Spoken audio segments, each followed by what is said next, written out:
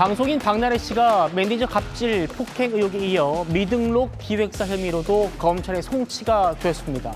작년 12월에 매니저들이 고소장을 낸 지 7개월 만에 3가지 혐의가 경찰 단계에서 인정이 된 겁니다. 바로 만나보시죠. 우리 조사관님들 질문에 성실하게 조사 임했고요. 사실대로 질문에 다 답했습니다. 매니저 갑질 혐의 인정하십니까? 그건 뭐 조사를 통해서 차후에 또 밝혀질 부분이라고 생각합니다. 매니저들에게 술잔 던진 적 있습니까? 일단은 오늘 조사관님 조사에서 성실히 또 임했고 사실이 아닌 부분에 대해서는 또 바로 잡아야 되고 또 아마 바로 잡을 예정일 것 같습니다. 일단 저의 불편한 사안들로 다시 한번 심력 끼쳐드린 점 사죄드립니다. 자, 지금 7개월 만에 거의 10여 건, 20여 건의 혐의를 받던 박나래 씨가 3가지 혐의가 검찰로 송치가 됐다는 건데, 박나래 씨 사건을 정말 처음부터 취재하고 단독 보도도 정말 많이 한 안진용 기자님 모시고 좀 얘기 나눠보겠습니다. 안 기자님, 이번에는 박나래 씨 어머니도 검찰에 송치가 됐던데요.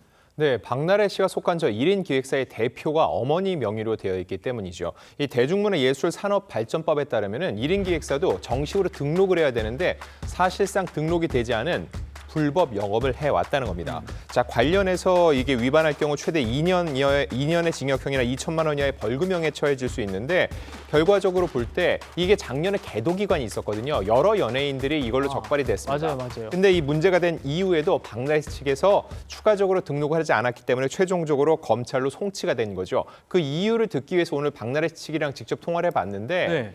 이게 등록을 하기 위해서는 등기 이사들의 자격 조건이 있어야 되는 겁니다. 그 등기 이사가 누구냐? 지금 법적 분쟁을 겪고 있는 전 매니저들이라는 거죠.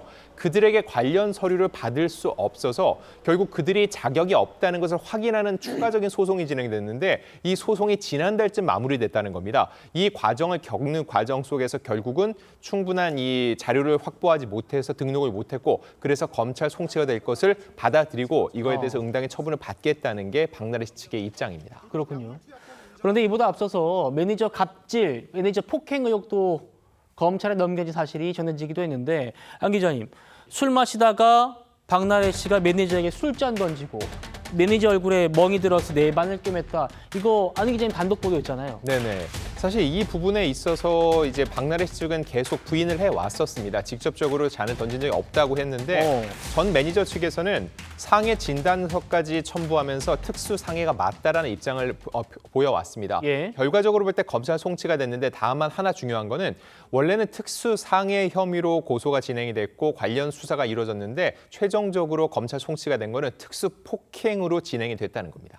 그러니까 검찰 단계로 넘어가면서 적용된 혐의가 바뀌었다는 거예요? 왜 네. 그런 겁니까? 사실 이건 앞선 보도가 나올 때도 언론 매체에서 거의 짚질 않았습니다. 왜냐하면 특수 상해에서 폭행으로 넘어간 거에 대해서 박나래 씨 측도 그렇고 전 매니저 측도 별다른 입장을 내지 않았기 때문이죠. 근데 이게 굉장히 중요합니다. 왜냐하면 특수 상해 혐의는 벌금형이 없습니다. 무조건 징역형 이상이기 때문에 유죄로 판결났을 경우 박나래 씨에겐 치명적일 수 있다는 거죠. 근데 특수 폭행으로 바뀌면서 원래는 특수 상해 시 1년 이상 10년 이하의 징역이었는데, 이제 특수 폭행은 이게 유죄가 나오더라도 5년 이하의 징역 혹은 1,000만 원 이하의 벌금형에 처해질 수 있다는 겁니다. 자, 그럼 둘의 차이가 무언지가 중요한데, 직접적으로 이렇게 다중 폭행, 여러 명이 관여하거나 위험한 물건을 이용해서 다치게 한 거, 이게 폭행과 상해여서 직접적으로 다친 몸에 흔적이 남으면 상해로 넘어가는 거죠.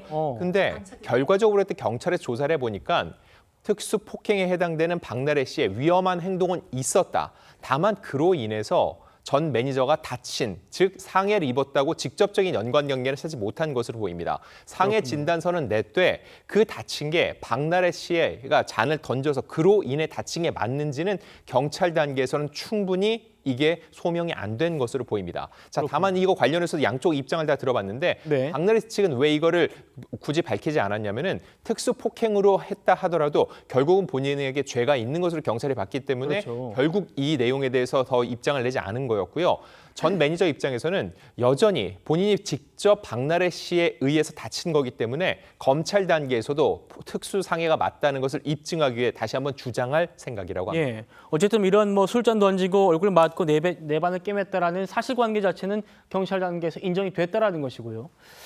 경찰 단계에서 이 갑질 폭행 의혹을 인정받게 된 박나래 씨의 전직 매니저 측은 최근 변호사를 선임을 했다는데 지난 1월부터 공개적으로 박나래 씨의 유죄를 주장했던 그 변호사라고 합니다. 만나보시죠. 최고의 선택은 뭐예요? 박나래에게? 없어요. 끝났어요, 이미. 이게 터진 순간 끝났어요. 전체적으로 하나로 이 모든 걸 다 합쳤을 때 이 사람은 이 형이 맞겠다라고 해서 경합범이라고 봐요, 하나로. 그럼 진짜 감옥 가겠는데? 교도소 갈 수도 있어요, 진짜. 이 가압류를 조롱하는 듯한 이런 액션을 취하는 이유가 그 자존심 때문에 일부러 화나게 하려고 저러는 게 아닌가. 근데 화나게 하면 할수록 하나씩 더 나오잖아요? 못해도 한 5억은 내지 않았을까요? 아니 그 돈 그냥 주지. 원래 그래서 사람들이 자존심 싸움하면 변호사만 돈을 벌어요. 변호사는 돈 왕창 벌고 매니저들은 한 1, 2억 벌고 박나래 씨는 이제 뭐 감옥 가거나 집행유예 받고. 그 영상을 보시고 매니저님 중 한 분이 저희 법무법인을 대리인으로 선임하고 싶으시다고 연락이 왔습니다. 최근에 저희가 대리인으로 이렇게 열심히 사건을 수행을 해드리도록 결정이 되었고. 황 기자님, 오늘 방송 전에 매니저 측과 또 연락을 해보셨다면서요? 네네, 맞습니다. 일단 변호사 선임을 한 거에 대해서 물어봤는데 앞선 상황에서도 변호사는 있었다고 해요. 근데 해당 변호사를 새롭게 선임을 한 거죠. 왜냐하면은 이미 용산서에는요, 이 변호사가 업무상 횡령 또 공갈미수 혐의로 이미 피소가 돼 있습니다. 이 관련된 사건과 강남서 본인이 박나래 씨를 고소한 사건을 모두 합쳐서 이 해당 변호사가 이제는 변호를 맡게 된다고 하고요. 해당 매니저 원래는 이 미국 출국도 논란이 됐었는데 돌아온 후에는 현재는 한국에 머물면서 모든 수사에 적극적으로 임하고 있는 상황이라고 합니다. 관련해서 이제 또 하나 중요한 거는 의료법 위반 혐의가 남아 있기 때문에 이건 네. 역시 전 매니저 측에서 여러 가지 자료를 경찰 측에 제공하고 있기 때문에 향후 이 부분이 상당히 중요한 변수가 될 것으로 보입니다. 그렇군요.